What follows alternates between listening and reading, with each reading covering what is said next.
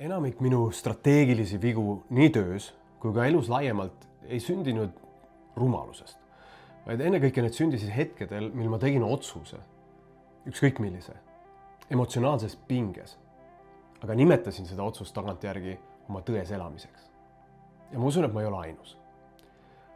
Juht, kes ei julge näiteks peatuda, nimetab kiiret tegutsemist otsustuskindluseks. Inimene, kes kardab kaotuse häbi, nimetab kinnihoidmist järjepidevuseks. Ja väga sageli nimetame me hirmu, ärevust või vajadust näida stabiilsena tõeks.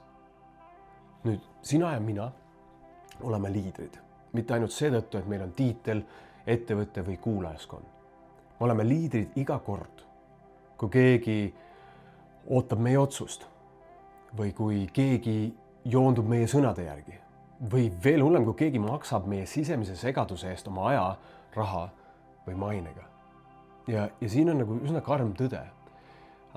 Emotsioonidest või emotsioonist tehtud otsus võib olla siiras, aga siirus ei võrdu veel ilmtingimata tark. Nüüd, tõeline julgus ei seisne selles, et me ei muuda kunagi oma suunda, vaid see seisneb oskuses eristada, millal vajadus suunda muuta tuleb tõest ja millal vajadusest leevendada oma sisemist pinget.